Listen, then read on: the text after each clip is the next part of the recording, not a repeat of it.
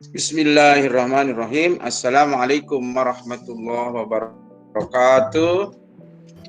Waalaikumsalam warahmatullahi wabarakatuh. Selamat jumpa lagi belajar fisika bersama Panusam. Kali ini melanjutkan fluida dinamik bagian ketiga, yaitu tentang penerapan azas Bernoulli ya.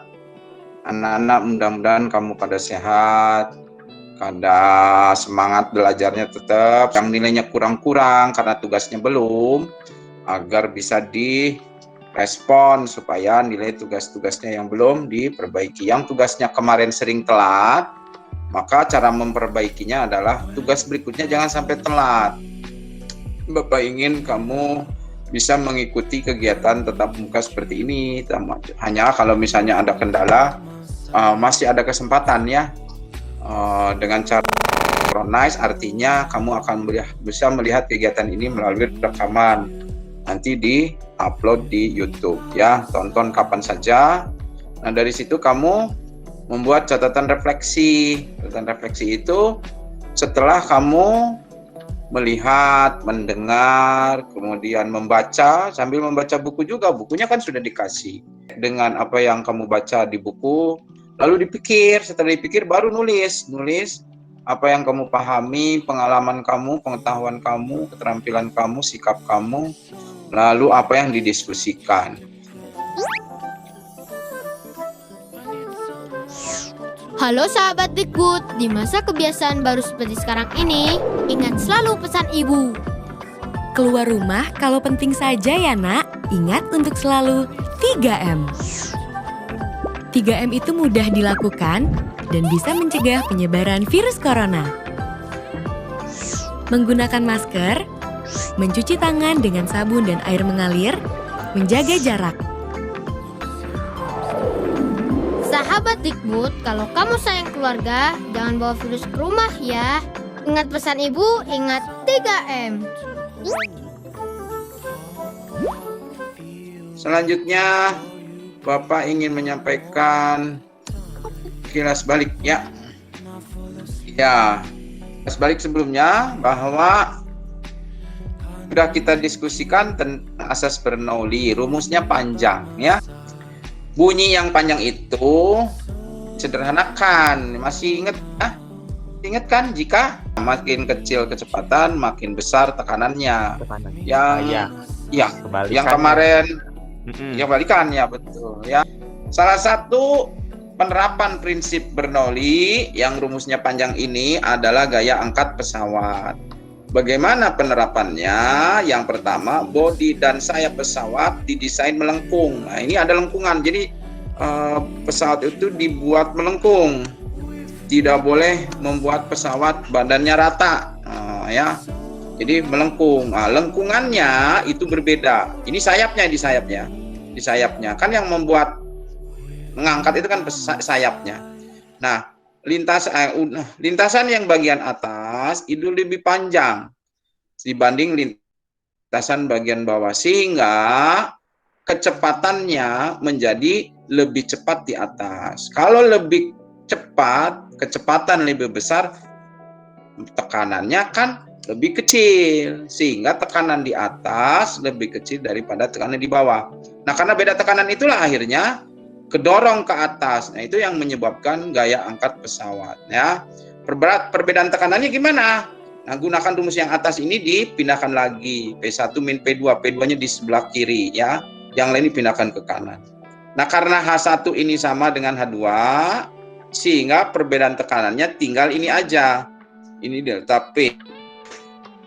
Yang kedua, kebocoran tangki. Jadi kalau tangki ini bocor, ya ini juga menggunakan prinsip Bernoulli ya. Prinsip Bernoulli. Kemarin kan eksperimennya sudah kamu lakukan ya. Rumusnya ini pada kebocoran tangki, di sini udara, di sini ada tekanan di atas, ada tekanan di bawah. Jadi yang namanya bocor, meskipun tidak ada perbedaan tekanan, itu tetap aja keluar air mah, karena ada pengaruh gravitasi kan ya. Kecepatan di sini air turun karena lambat, ini dianggap kecepatannya 0 ya. Ini V1-nya 0. Nah, tinggal V2. Jadi kalau ini 0, maka ini dicoret, ini 0, ini juga dicoret, ini dicoret. Maka yang tersisa adalah V2 sama dengan akar 2G H1 dikurang H2. H1-nya yang ini nih, tinggi air dari bawah ya. Sedangkan H2-nya tinggi lubang kebocoran. Atau H1 dikurang H2 itu H, begitu. Berapa jarak pancar mendatarnya? Jarak pancar pendatarnya ini kan gerak kecepatan tetap. Jadi X sama dengan V2. V2-nya di sini. V2-nya adalah kecepatan air keluar. Nah, maka V2-nya X-nya adalah V2 kali T. T-nya berapa? T-nya ya jatuh bebas dari sini. Yang H sedangkan setengah GT kuadrat. Sehingga T-nya adalah akar 2H2 per G.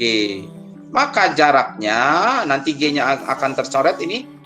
Akan menjadi 2 kali 2-nya 4. Di akar 4 adalah 2. 2-nya keluar. 2 akar H2 kali H. H2 itu tinggi kebocoran. H-nya adalah dari kebocoran ke atas permukaan air, ya, atau sering disebut ini dibacanya 2 akar ketawa, 2 akar HH, begitu kan. Yang ketiga tabung pitot. Apa itu tabung pitot? Tabung pitot itu adalah alat untuk mengukur kecepatan aliran udara atau gas, ya, aliran udara atau gas. Kemudian caranya gimana? Nah, jadi ini tempat udara mengalir. Ini pipa yang besar tempat udara mengalir. Lalu dilubangi bagian bawahnya dengan 2 lubang sehingga di bawahnya akan membentuk pipa U. Di dalam ada zat cair. Akibat dari udara mengalir ke sana, bergerak kecepatan. Nah, ada udara yang masuk ke sini ketekan gitu kan, sehingga terjadi perbedaan tinggi. Ketika ini ketekan, di sini juga ada udara, jadi ini tidak akan bisa kedorong terus ke sini karena ini juga ada udara yang masuk ke sini, begitu, ya. Bagaimana prosesnya? Nah, perbedaan tinggi ini disebabkan karena perbedaan tekanan. Tekanan di mana? Yaitu tekanan di sebelah kiri dan sebelah kanan. Mengapa tekanan di sebelah kanan ini lebih besar?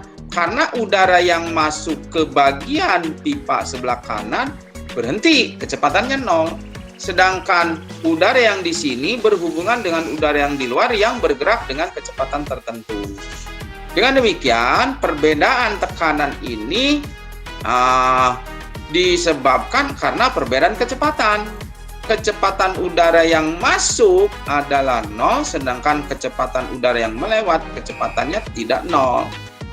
Nah, perbedaan delta P untuk yang zat cair yang diam, kita sudah tahu waktu sebelumnya kan fluid statik. Ya, perbedaan tekanannya adalah rho aksen GH. Rho aksen itu apa? Massa jenis zat cair. Sedangkan beda tekanan pada pipa horizontal merumuskan setengah rho V kuadrat. Kenapa rho V kuadrat? Karena yang V1-nya yang masuk ke sini, itu 0. Kan tadinya setengah rho V1 kuadrat dikurang V kuadrat atau setengah rho V kuadrat saja. Sehingga dengan demikian kecepatan aliran udara ini disamakan jadi delta P, ini juga delta P, yang akan hasilnya adalah kalau diuraikan kira-kira seperti ini, ya. Ini digabung maka hasilnya rho aksen GH sama dengan setengah rho V kuadrat. Nah, V kuadratnya berarti sama dengan 2 rho aksen GH dibagi rho. Maka hasil V-nya adalah ini 2 akar 2 rho aksen per rho kali GH. Rho aksennya zat cair, rho-nya gas. Digunakan di mana? Pesawat, nak. Gimana coba pesawat mengukur kecepatannya? Jadi itu biasanya nempel di bodi pesawat ini. Ya, ini tabung pitotnya ini. Jadi udara masuk ke sini nih. Saat masuk. Gitu, pesawat di angkasa. Kan nggak bisa pakai kayak motor speedometer gitu. Jadi speedometernya berdasarkan menggunakan tabung pitot, ya, tabung pitot. Halo, ini alat venturimeter. Venturimeter itu untuk mengukur aliran zat cair.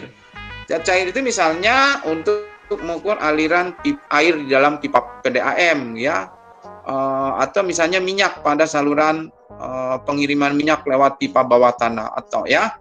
Pipanya dibuat mengecil dan diberi pipa terbuka ke arah ke atas. Kalau airnya tidak mengalir, ini tidak ada air yang masuk ke pipa vertikal ini. Tapi ketika airnya mengalir, terjadi perubahan kecepatan di permukaan yang kecil akan membesar.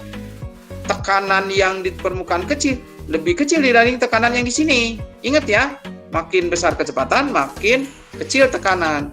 Jadi tekanan air itu membuat sama-sama mendorong. Tapi terjadi perbedaan tinggi karena tekanan P1 lebih besar dari tekanan P2. Nah, beda tekanan itu akhirnya delta P sama dengan rho GH. Sedangkan beda tekanan yang ada di dalam pipa horizontal itu karena perbedaan kecepatan. Ya, rho GH sama dengan setengah rho P2 kuadrat dikurang P1 kuadrat. Anak-anak, yang aliran asli itu yang ini yang P1, sedangkan V2 ini kan mengecil. Nah, V2-nya menggunakan asas kontinuitas, yaitu A1 V1, A2 V2. Lalu V2-nya akan menjadi V1 kali A1 per A2. Nah, kalau dimasukkan hasil V1-nya adalah ini. Ya. Jadi ada 4 itu prinsip Bernoulli, daya angkat pesawat, bocoran tangki yang kita diskusikan di sini, tabung pitot dan alat venturimeter. Berapa gaya angkat pesawat jika di angkasa udara, rho-nya itu 10 kg per meter kubik, mengalir 100 meter per sekon di bagian atas dan 95 meter per sekon di bagian bawah. Luas sayap 50 meter persegi. Rumusnya kan ini 1 min P2, kemudian kita hitung. Itu disebut delta P. Setengah rho-nya 10 ini ya. Tuh, 10. P2-nya 105, ini V2 yang gede P2. P1-nya 95. Itu. Terus dihitung tuh. Nah, 5,5 kali 10 5. Nah, ini kalau di kuadratan pakai kalkulator, kalau kamu pakai kalkulator tuh itu 105 kuadrat dikurang 95 kuadrat. Makanya Bapak bawa kamu supaya menggunakan ilmu matematik. Kan ini A kuadrat min B kuadrat itu menjadi A plus B dikali A min B. Jadi 105 tambah 95, ini kan hasilnya 200. Ini hasilnya 10. 200 kali 10, 2000. 2000 kali 5, 10.000. Jadi 10.000 Pascal atau 10 kilopascal. Angkat pesawat F sama dengan delta P. Nanti di catatannya diubah. Delta P kali A 10.000 kali 50 atau 500.000 atau 5 kali 10 pangkat 5 Newton. Taksi air 1000 liter diisi penuh air dengan ketinggian 1,70 meter. Pada ketinggian 72 cm dari bawah terdapat kebocoran kecil arah mendatar. Berapa besar kecepatan air keluar? Berapa jarak pancar kebocoran? Yang ini H1, nak. Ya, ini H1. Yang ini H2. Kecepatannya adalah akar 2G H1 dikurang H2. Ini meter, ini juga dia harus meter. Jadi 2 kali 10 kali 101,7 dikurang 0,72. Hasilnya 20 kali 0,96. Hasilnya lagi akar 19,6. Akar 19,6 itu sama aja dengan 1,96 kali 10. Akar 1,96 adalah 1,4 kali akar 10. Nah, itu kecepatannya. Berapa jarak pancarnya? Yang tadi 2 akar ketawa. 2 akar H2 kali H. H2-nya yang ini 0,72. H-nya ini selisih H1 kurang H2. Sehingga 0,72 kali 0,98. 0,98 itu selisih, itu H2-nya. Ya. Nah, ini cara ngitungnya juga kamu tidak usah pakai kalkulator. Dibuat seperti ini tuh. 0,72 itu adalah 2 kali 0,36. 0,98 itu adalah 2 kali 0,49. Sehingga akar 4 itu 2. 2 kali 2 sama dengan 4. Nah, yang ini akar 0,36 itu kan 0,6. Akar 0,49 itu 0,7. 0,7 kali 0,6, 0,42. Jadi 4 kali 0,42. Ini melatih kamu supaya pada saat tertentu kamu tidak boleh pakai kalkulator, bisa dikerjakan, itu maksudnya. Udara Baca. P sama dengan 1,1 kg Bukan per P meter. itu. Tekanan. Ulangi. Itu Rho. Ya, Rho itu. Ya. Udara Rho sama dengan 1,1 kg per meter kubik mengalir tabung pitot yang dilengkapi pipa U dan diisi air. Rho sama dengan 1100 kg per meter kubik. Berapa kecepatan aliran udara? Pertama, perbedaan tekanan dulu yang ada di pipa U, ya. Kan Rho aksen GH. Rho aksen ini jadi cair, ya. Ini tabung pitot. Tabung pitot itu mengukur gas, tapi ada pipa U-nya. Berisi P-nya, delta P-nya kan setengah Rho V kuadrat. Nanti dilihat lagi di sebelumnya kan sudah. 550 sama dengan setengah 1,1 P kuadrat.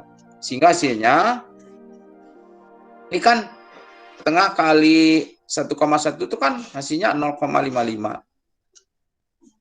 Oh ya, harusnya akar 1000 nih ya, nanti diganti akar 1000. Jadi setengah, ini kan 2 kali 550 itu kan 1100. 1100 dibagi 1,1.